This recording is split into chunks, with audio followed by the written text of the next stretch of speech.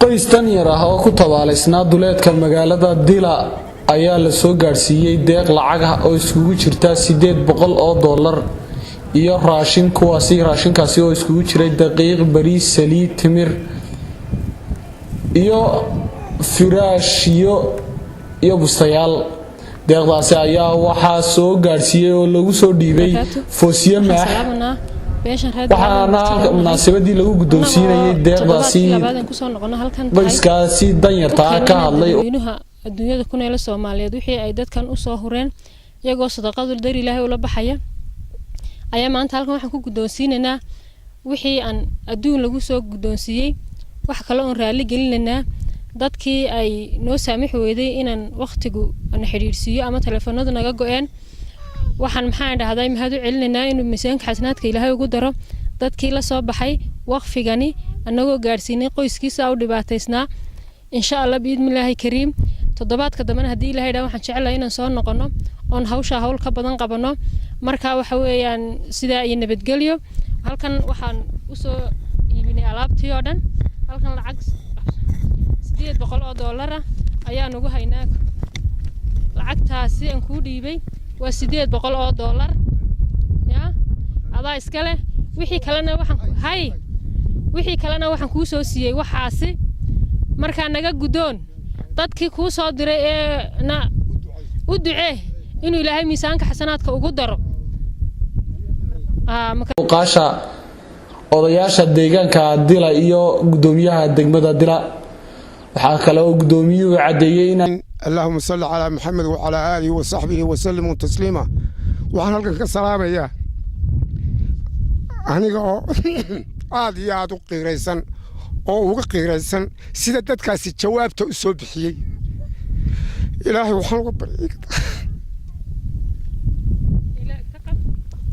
Ilaahay waxaan uga baryaa Ilaahay dadka inuu ka jisaysiyo Ilaahay u duceeyo dhamaantii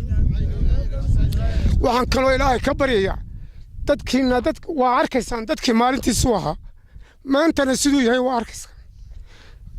Ilaahay waxaan baryaa kuwa Ilaahay jannada guriga uga dhigo ee dadkood iyo ehelkood iyo waxooda barwaaqaya Allah idinka dhigo wixii dhibaato haysa xunlayana Ilaahay ka saaro waanu soo ducaynaynaa waxaanu kale idinku soo ducaynaynaa oo aanu Ilaahay idinka baryaynaa sida aanu degdeg noogu soo jawaabteen ee dadkii maanta arkaysaan sida yihiin maalintii hore aan idin soo dirayna waa arkaysaan say ahaayeen waxa weeye waxa iga oohinaya sida qushuuban weeye iyo naxdin iyo dadkaas say ahaayeen maanta sida yihiin waxa weeye dadka muslimka ay marka ay arkaan xumaantooda iyo dhibaatadooda hadday saa isugu jawaabaan Ilaahay wuxuu ugu ballan qaaday meel wanaagsan jannadu ugu ballan qaaday kuwa ugu ballan qaado Ilaahay idinka yeelo kuwa uu si degdeg wax ugu qabto iyo muraadka Ilaahay idinka yeelo muraadkiina aan macsi lahayn baan idinku ducaynay iimaan iyo aqli iyo walaalnimo iyo Soomaalinimo idinku ducaynay inta waxaan u dhaafayaa waxa weeye dadka maanta halka iga arkaya iyo dadka waxaan idinka codsanaynaa annaguna waxba la harimayno awalba way nala noolaayeen yacni darxumo iyo dulliba nagula noolaadeen awalba way nala noolaayeen waxaan idinka codsanaynaa oo idinka baryaynaa annaguna annagan waxba la harayn inaa noo samaysaan meel ay galaan aan noogu samaysan nala soo annaguna waa dadaalaynaa dal gudo iyo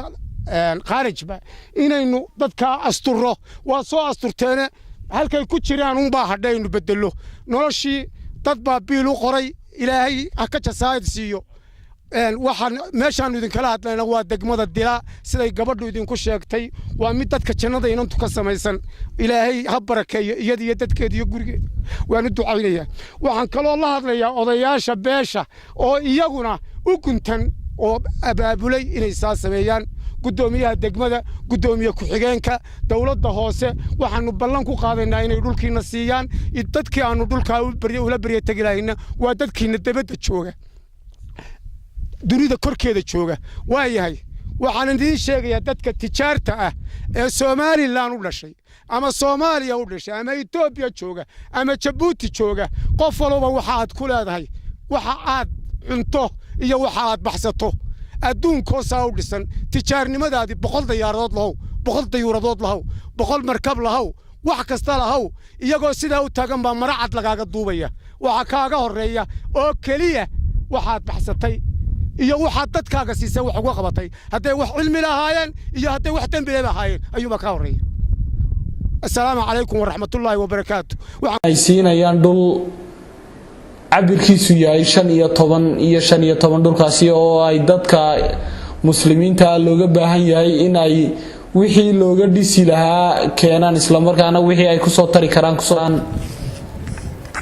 Khadar Maxamed Xasan Xidigta News magaalada Boorama